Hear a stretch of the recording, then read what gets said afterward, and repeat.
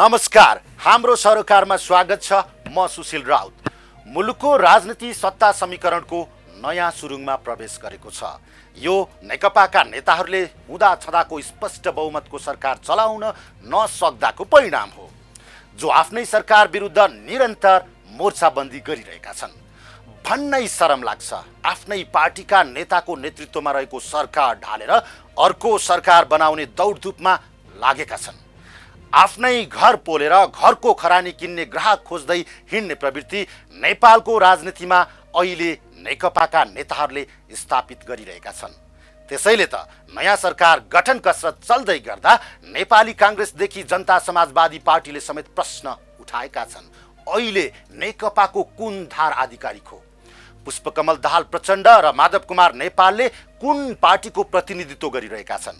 नेकपाकै सरकार छ अनि नेकपाकै नेताहरू कुन राजनीतिक समीकरण र सहकार्यको प्रस्ताव लिएर अरू दलका नेताको दैलो चाहरिरहेका छन्?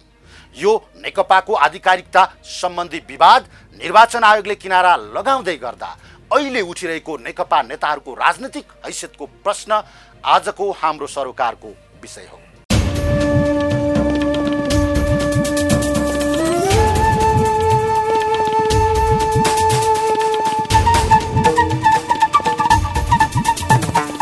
शक्तिशाली सरकार चलाउनका लागि नेकपासँग स्पष्ट जनमत छ, तर उसले बहुमतको सरकार चलाउन सकेन।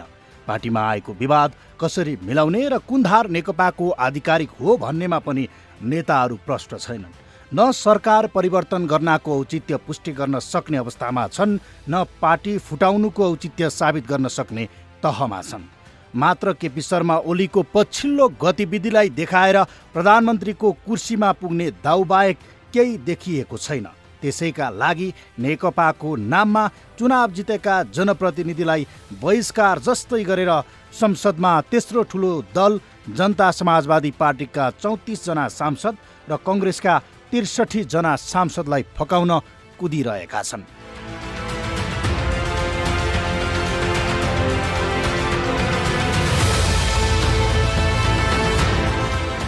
नेपाली कङ्ग्रेसले प्रतिनिधि सभा पुनर्स्थापनापछि बन्ने नयाँ सरकारको विषयमा सत्तारूढ नेपाल कम्युनिस्ट पार्टी नेकपाको विवाद छिनोफानो नभएसम्म प्रचण्ड माधव समूह वा ओली समूह कसैलाई पनि तत्काल समर्थन नगर्ने प्रश्न पारिसकेको छ।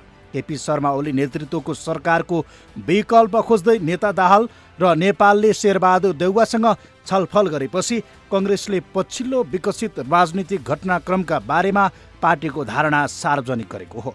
कङ्ग्रेस सभापति शेरबहादुर देउवाको निवास बुढा नीलकण्ठमा बसेको पदाधिकारी र पूर्व पदाधिकारीको बैठकले संसदीय प्रक्रिया सुरु भएपछि मात्र थप निर्णय गर्ने तथा नेकपाको आधिकारिकता प्रष्ट नहुँदासम्म कुनै धारलाई समर्थन नगर्ने प्रष्ट जनाउ दिएपछि अहिले नयाँ सत्ता समीकरणको जोडघटाउ निकालिरहेको नेकपाको एउटा धार झस्किएको छ।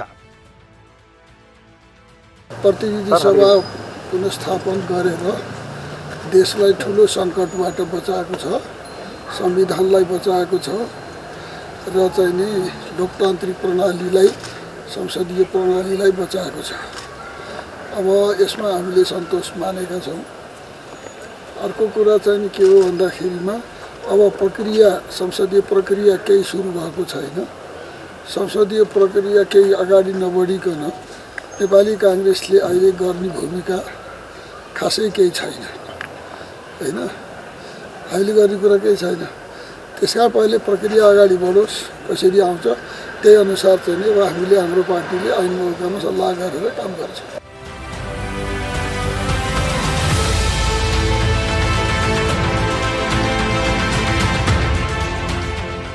कङ्ग्रेस नेतृत्वले निराशाजनक जवाब दिएपछि नेकपा दाहाल नेपाल समूहले लगत्तै जनता समाजवादी पार्टीका नेताहरूसँग नयाँ सरकार गठनको विषयमा छलफल गरेको छ। नेकपाको केन्द्रीय कार्यालय पेरिस डाँडामा नेकपा अध्यक्ष पुष्पकमल दाहाल प्रचण्ड र माधव कुमार नेपाल, दुई अध्यक्ष र जनता समाजवादी पार्टीका अध्यक्ष महन्त ठाकुर, वरिष्ठ नेता राजेन्द्र महतो र कार्यकारिणी समिति सदस्य राजेन्द्र श्रेष्ठबीच भएको छलफलमा पनि नेकपाका नेतातर्फ उही प्रश्न तेर्सिएको छ।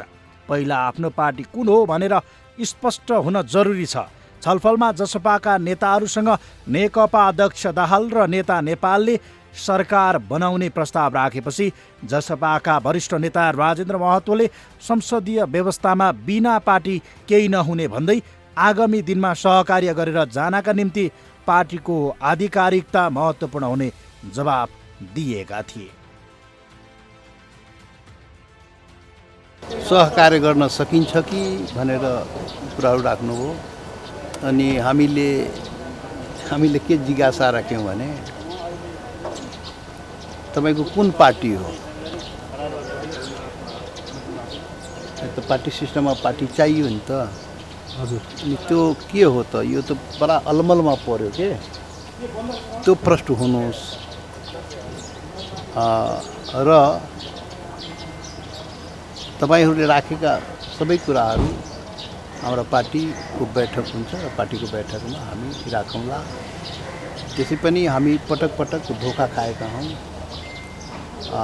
संविधान जारी गर्दा पनि गोलीबारी गरेर संविधान जारी गरेका थियो र जति पनि सम्झौताहरू भएको थियो त्यति बेला काङ्ग्रेस एमाले माओवादीले गरेका सम्झौताहरूलाई ताकमा राखेर मधेसी आदिवासी जनजातिहरूको सवाललाई इन्कार गरिएको थियो र अन्तरिम संविधानबाट पनि पछि हटेर भन्यो भने त्यति बेला संविधान निर्माण गरिएको थियो।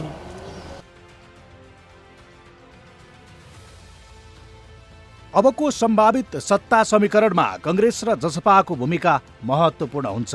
त्यसैले पनि सर्वोच्च अदालतले प्रतिनिधि सभा पुनर्स्थापनाको फैसला सुनाएसँगै आगामी दिनमा सत्ता समीकरणका लागि नेकपा दाहाल नेपाल समूहका नेताहरूले राजनीतिक भेटघाटलाई तीव्रता दिएका हुन्, जो प्रधानमन्त्री केपी शर्मा ओलीले नैतिकताको आधारमा राजीनामा दिनुपर्ने र राजीनामा नगरी ओली प्रतिनिधि सभाको बैठकमा आउनै नसक्ने चेतावनी दिइरहेका छन्। उहाँले अब नेपाली काङ्ग्रेसलाई प्रधानमन्त्री बनाउन प्रस्ताव गरियो आदि इत्यादि भनेर जे कुरा बाहिर आएछ त्यो ट्युमर हो। हाम्रो राजनीतिक तहमा केही पनि कुरा भएको छैन यस्तो विषयको भन्नुभएको थियो माधव। अनि अर्को यस्तो अब अल्पमतको सरकार बनाइन्छ, फेरि संसद विघटन गरिन्छ भन्ने खालको र्युमर चलाएको छ। यसका प्रति हामी सचेत छौँ, किनभने यो संविधान जनताको प्रतिनिधिमूलक स्थल संसद जोगाउनको लागि हामी चाहिँ प्रतिबद्ध छौँ भन्ने कुरा चाहिँ गर्नु। त्यसो त सर्वोच्च अदालतले संसद पुनर्स्थापना गरेपछि संविधान र कानुनका विज्ञहरूले पनि आफैले भङ्ग गरेको संसदमा ओली जान नसक्ने दाबी गरिरहेका छन्। तथापि अहिले ओलीको राजीनामा भन्दा पनि समस्या पेचिलो रूपमा दलको आधिकारिकतामा गएर जोडिरहेको छ। यो अवस्थामा संसदको बैठक सुरु हुनु पहिले नै निर्वाचन आयोगले तत्कालै दलको आधिकारिकता सम्बन्धी विवाद टुङ्ग्याउनु पर्ने राजनीतिक अगुवाहरू बताउँछन्।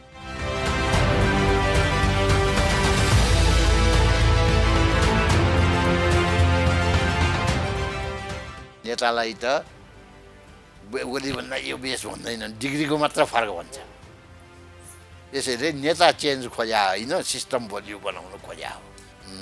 अब आफ्नोमा कतिजना हुन्छ त्यो इन्ट्याक्ट राख्नको लागि नै लाग्या हुन्छ। केही चाहिँ अब के हो भन्दाखेरि पार्टी कानुनअनुसार दर्ता गर्न पुग्ने गरिकन चाहिँ नि पार्टी प्रसन्न बुवाहरूको छ। पार्टीमा चाहिँ कम छ, ओलीजीको संसदमा कम छैन, फुटाउनलाई पुग्ने छ 40%। पार्टीमा त 40% पनि छैन। यसैले आइदर वान भने त्यो अहिले पनि एउटा कुनै विधेयक ल्याउने हो कि भन्ने सोच्दैछ जस्तो छ, तर त्यो अनकन्स्टिट्युसनल हुन्छ। मोरल्ली चाहिँ धमाधम हुँदै हुँदै हुँदै अब बिचरा प्रदीप गेवालीहरूले बोल्नु पर्यो फरमा, तर साह्रै मुख नियाम्रो छ नि। यसैले अब उनीहरूको मोरल स्ट्यान्ड त विक भयो नि।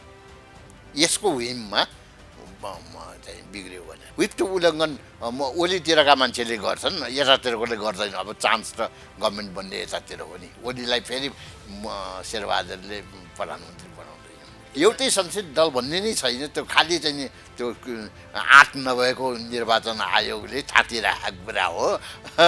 क्लियरै छ नि, हामी नागरिकता बोकेर परेडै गराएर ल्याउँछु भनिदिइसक्यो नि। एकदम ओलीभन्दा धेरै मेजोरिटी छ नि 64% त्यो ओलीको भए पार्लियामेन्टै बोलाएर विजय गर्थ्यो नि भोट दिएर विश्वासको मत दिएर अब त्यो नभएको हुनाले त्यो आफू अल्पमतमा पार्टीमा पनि पर्यो संसदमा पनि पर्यो त्यसैले गरे हो नि भङ्ग।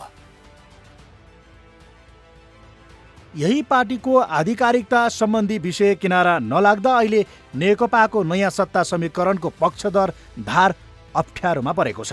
किनकि परिस्थिति अनुसार पार्टीले निर्णय लिने सर्वसम्मत निष्कर्ष निकालेको कङ्ग्रेसले प्रष्ट शब्दमा कानुनी रूपमा नेकपा पार्टी र संसदीय दलको नेता प्रधानमन्त्री केपी शर्मा ओली नै भएकाले कुन नेकपासँग सहकार्य गर्ने भन्ने प्रश्न उठाइरहेको छ। यसमा हाम्रो पार्टीको निष्कर्ष के हो भने जहाँसम्म अब के हुन्छ भन्ने तपाईँहरू सबैको प्रश्न छ नि, संसद बैठक बसेपछि सरकार कसरी निर्माण हुन्छ के हुन्छ भन्ने सबैको तपाईँको जिज्ञासा छ। यसमा अहिले हामी त्यो स्थिति आएकै छैन र मूलत कम्युनिस्ट पार्टीले के गर्छ, कसरी चाहिँ कम्युनिस्ट पार्टी अगाडि बढ्छ, त्यसपछि मात्रै नेपाली काङ्ग्रेसको त्यहाँ भूमिका हुन्छ या हुँदैन, या त्यो भूमिका हुने अवस्थामा हामीले के गर्नुपर्छ भन्ने कुरा त्यसबेला हामी निर्णय गर्छौँ। सहकार्यका विषयमा नेकपाको दुवै धारसँग निकट रहेको नेपाली कङ्ग्रेसले कङ्ग्रेसका लागि सत्ता हतारको विषय नरहेको प्रश्न पारेको छ र यसका लागि कङ्ग्रेसले दाहाल नेपालसँग कानुनी आधार खोजेको छ।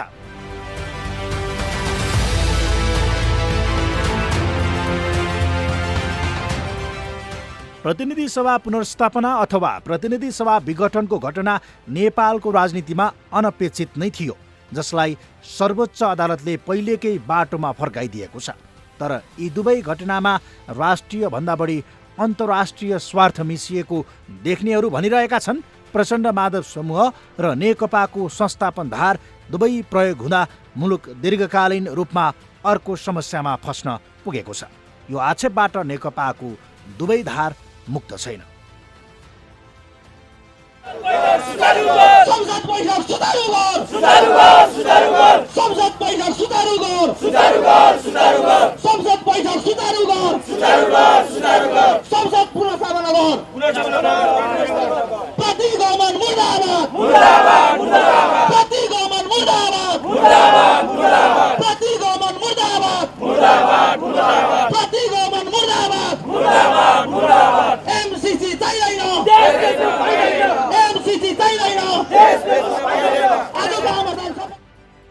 नेपालको नयाँ राजनीतिक घटनाक्रममा अन्तर्राष्ट्रिय सरोकार मिसिएको विश्लेषण भइरहँदा नेपालका दुई छिमेकी मुलुक चीन र भारतका राजदूतको सक्रियता पनि बढेको छ। नेकपाको सत्ता उत्तरको धारको वैधानिकतामाथि प्रश्न उठिरहेका बेला सर्वोच्च अदालतले फागुन 11 गते प्रतिनिधि सभा विघटन गर्ने सरकारको निर्णय बदर गरेपछि नेपालका लागि चीनकी राजदूत हौ यान्छी र भारतका राजदूत विनय मोहन क्वात्राले पनि राजनीतिक भेटघाट थालेका छन्, जसको सुरुवात कङ्ग्रेसका सभापति शेरबहादुर देउवाको निवास बुढानीलकण्ठबाटै भएको छ। किनकि नेकपा नमिलेको अवस्थामा नयाँ समीकरणको बल कङ्ग्रेसको कोर्टमा छ। आफ्नै दलभित्र स्थायी सरकार चलाउने सुविधाजनक बहुमत हुँदाहुँदै नयाँ सरकारको खाका बनाइरहेका नेकपाका अध्यक्ष पुष्पकमल दाहाल र नेता माधव नेपालले नेकपा इत्तरका नेताको दैलो दैलो चारिरहेका बेला नेकपाको दोस्रो तहका नेताले भने पार्टी एकताको नयाँ मार्गचित्र अघि सारेका छन्, जसमा पहिलो पुस्ताका नेताहरूलाई व्यवस्थापन गरेर पार्टी एकीकरण गर्ने र फेरि नेकपाकै नेतृत्वमा सरकार गठन गर्ने विषय प्रधान छ। जुन छलफलको अगुवाई स्थायी कमिटी सदस्यहरू घनश्याम भुषाल, शङ्कर पोखरेल, वर्षमान पुन, योगेश भट्टराई लगायत नेताले गरिरहेका छन्। तर यी बहुसङ्ख्यक नेता केपी शर्मा ओलीको विषयमा लगातार मोर्चाबन्दी गर्दै आएकाले ओलीको धारले यो अभियानलाई पत्याएको छैन। किनकि एकता अभियानमा ओली लगायतका नेता पहिलो पुस्तालाई विदाई गर्नुपर्ने अडानमा छ भने दाहाल नेपाल समूह ओलीलाई पार्टी तथा सरकारबाट निकालेर मात्र अघि बढ्न सकिने शर्त राखेर बसेको छ। यसले पनि नेकपाको दलको आधिकारिकता सम्बन्धी विवाद बढी पेचिलो र महत्त्वपूर्ण बनेको हो। यो सङ्कटको अवस्थामा निर्वाचन आयोगले ओलीको धारलाई नै संस्थापनको मान्यता दिएमा नेकपा तत्काल नफुट्ने र सरकारको सङ्कट पनि टर्ने विश्लेषण गरिँदैछ। जुन विवाद अहिले आयोग हुँदै सर्वोच्च अदालतमा समेत पुगिसकेको छ अनि भाइ फुटे गवार लुटे भने जस्तै हुँदाछँदाको सत्ताको समीकरण भत्काएर एउटा आत्मा स्वार्थ अर्को आत्मा शक्तिको लोभ बोकेका नेताहरू स्थायित्व र राष्ट्रियताको बर्को ओढ्दै सत्ताको भिख माग्दै हिँडेका छन्। यो निर्लज्ज घटना श्रृङ्खलाको पूर्ण अध्याय चाँडै संसदभित्र देखिनेछ।